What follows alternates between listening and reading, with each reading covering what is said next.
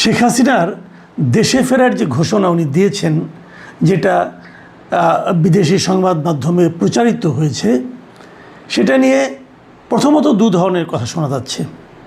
এক ধরনের কথা হলো যে উনি আসবেন না, এমনি একটা রাজনৈতিক একটা স্ট্যান্ডবাজি করেছেন।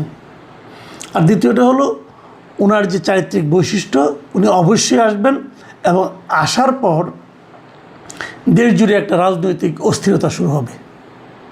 সরকার কঠোর অবস্থানে যাবে, আওয়ামী লীগের নেতাকর্মীদের গ্রেপ্তার, তাদের পেছনে পুলিশ লেলিয়ে দেওয়া হবে, এরকম নানা ধরনের ঘটনা ঘটতে পারে। এটা গেল প্রথমত এক ধরনের কথা। আর দ্বিতীয় যে ধরনটা, সেটা হলো যে উনি আসলে এটা কেন বললেন, অথবা এই নিউজটা রয়টার্সে কেন ছাপা হলো, এই ছাপা হওয়ার পেছনে কী কারণ থাকতে পারে, এটা নিয়ে নানা ধরনের গবেষণা। এবং এই গবেষণার পেছনে আমি মূলত তিনটা কারণ আমি মোটামুটি দেখতে পাই।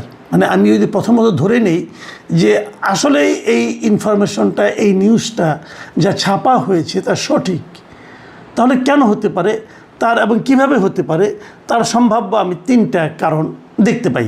আমি সেই কারণগুলি নিয়েই আজ আপনাদের সঙ্গে কথা বলতে চাই। প্রথমত হলো, আমি যেটা মনে করি, এই ঘোষণাটা শেখ হাসিনা দিয়েছেন, একই কথা উনি দুবার বলেছেন।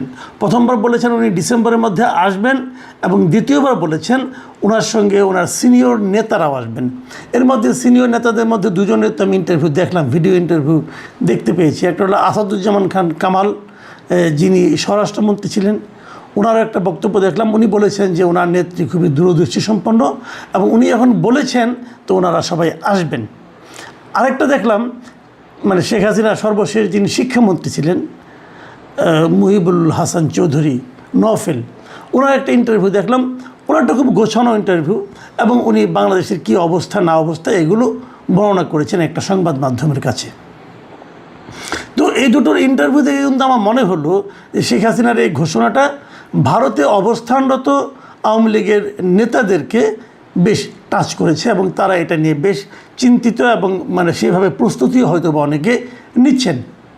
কিন্তু এর পাশাপাশি যে পয়েন্টটাকে আমার কাছে সবচেয়ে গুরুত্বপূর্ণ মনে হয়, সেটা হলো যে দেশে যারা আছে আওয়ামী লীগের নেতাকর্মী, তাদের মধ্যে কিন্তু এই ওনার এই ঘোষণাটা আমার কাছে মনে হয়েছে একটা টনিকের মতো কাজ করেছে। আপনারা মনে আছে নিশ্চয়ই যে 23শে জুন আওয়ামী লীগের যে প্রতিষ্ঠাবার্ষিকী ছিল, সেই প্রতিষ্ঠাবার্ষিকীকে কেন্দ্র করে সারা দেশে সরকার কিন্তু একটা বিশাল একটা নিরাপত্তা প্রস্তুতি নিয়েছিল। কিন্তু যে কারণে প্রস্তুতি নেওয়া যে আওয়ামী লীগের লোকজন সেদিন রাস্তায় নামবে, মিটিং মিছিল করবে, তার কিছুই কিন্তু 23শে জুনে আমরা দেখতে পাইনি। কিন্তু তার আগে কিন্তু একটা আওয়াজ ছিল, একটা অনলাইনে এরকম একটা আলোচনা ছিল। এগুলি কিন্তু নানা ধরনের স্ট্র্যাটেজিক্যাল আপনার ব্যাখ্যা আছে। যেমন একটা ব্যাখ্যা আছে, তারা বারবার এভাবে আওয়াজ দিবে কিন্তু নামবে না, কিন্তু যেবার সরকারের প্রস্তুতি কম থাকবে সেবার তারা নামবে, এটা একটা হতে পারে। আবার আরেকটা হতে পারে যে এটা দেওয়ার মাধ্যমে নিজেদেরকে জানান দেওয়া, কিন্তু যারা জানানটা দিচ্ছেন, মানে অনলাইনের পেছনে যারা আছেন, তাদের সঙ্গে আসলে মাঠের নেতাকর্মীদের খুব একটা যোগাযোগ নেই, যে কারণে মাঠের নেতাকর্মীরাও ওই ঘোষণাটাকে ভালোভাবে নেননি। এই যে ভালোভাবে না নেওয়াটা, এটা কিন্তু একদম অমূলক কিছু না।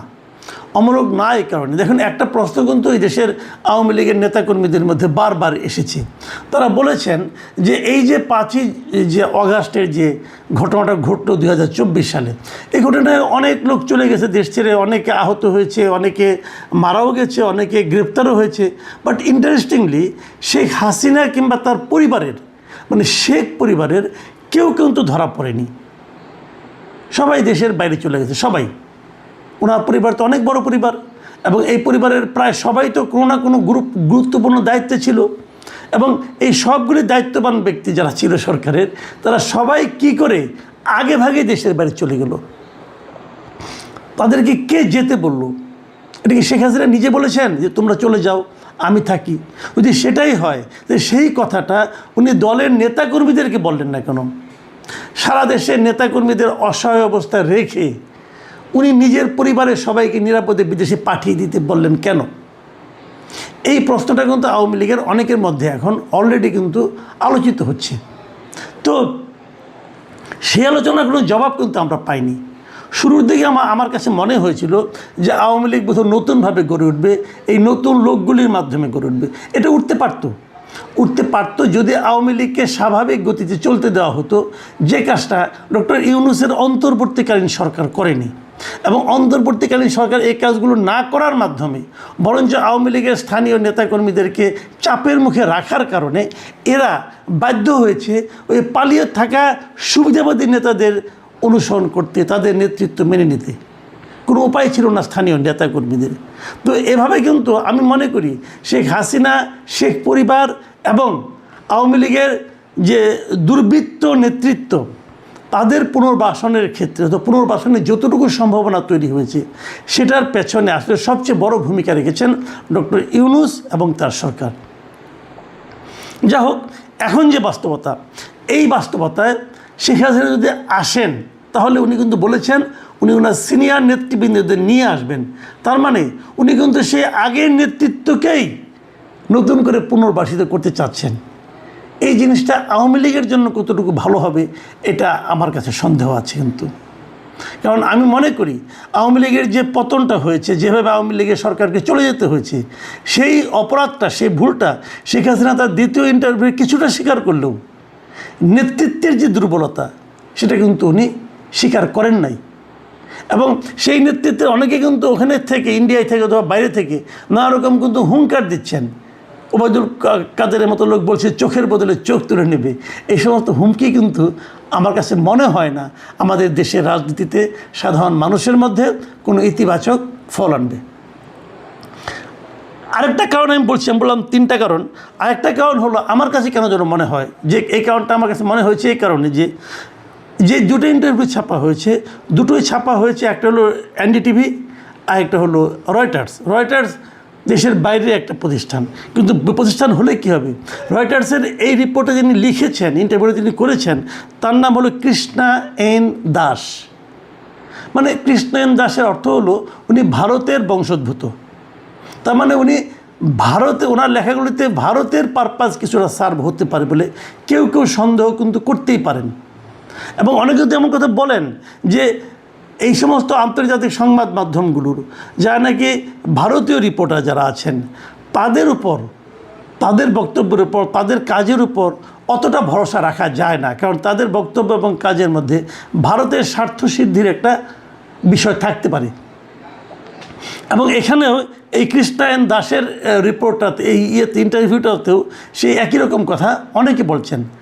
আমাদের বাংলাদেশের একজন লোক যিনি এই মুহূর্তে পাকিস্তানে আছেন, উনি বাংলাদেশের এক সময় লেখালেখির সঙ্গে জড়িত ছিলেন, মিস্টার মাসকুয়াত আহসান।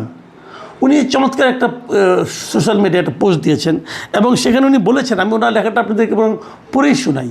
উনি লিখেছেন যে রয়টার্সের বাংলাদেশ বিষয়ক কোনো রিপোর্টারের নাম জোনাথন, জনসন বা প্যাট্রিক টাইপের হলে রিপোর্টটা গুরুত্ব দিয়ে পড়ি, আর রিপোর্টারের নাম সাহা, দাস বা পাল টাইপের হলে বুঝি ওটা রাইটার্স বিল্ডিংয়ের ভাটের কীর্তন। ও গল্প 100 বছর ধরে ঘুরিয়ে ফিরিয়ে বলছে, ওতে চিরস্থায়ী বন্দোবস্তের জমিদারি ফিরে পাবার আকুতি ছাড়া আর কিচ্ছু নেই। মাসকুয়াত হাসানের এই যে কথাটা, এই কথাটা হয়তো অতি সরলীকৃত কারো কাছে মনে হতে পারে, কিন্তু পাশাপাশি এটাকে আপনি একদম যে উড়িয়ে দিবেন আমি সেটা বলবো না। কারণ দেখুন, এই রিপোর্টটা তখনই ছাপা হলো যখন নাকি তারেক রহমান সাহেব মাত্র চীন থেকে ফিরে এলেন এবং তারপর ঢাকায় আরেকটা ঘটনা ঘটল, নির্লজ্জ ঘটনা যেটাকে আমি বলি, সেটা হলো আপনার জাতীয় সংসদের সাউথ প্লাজায় যুক্তরাষ্ট্রের আপনার স্বাধীনতা দিবসটা উদযাপিত হলো। এই দুটো ঘটনার মাধ্যমে অনেক কিছু হয়তো অনেকে ব্যাখ্যা করবেন, কিন্তু যে ব্যাখ্যাটা সবাই বুঝবেন সেটা হলো বাংলাদেশ ভারতের বলয় থেকে বের হওয়ার চেষ্টা করছে।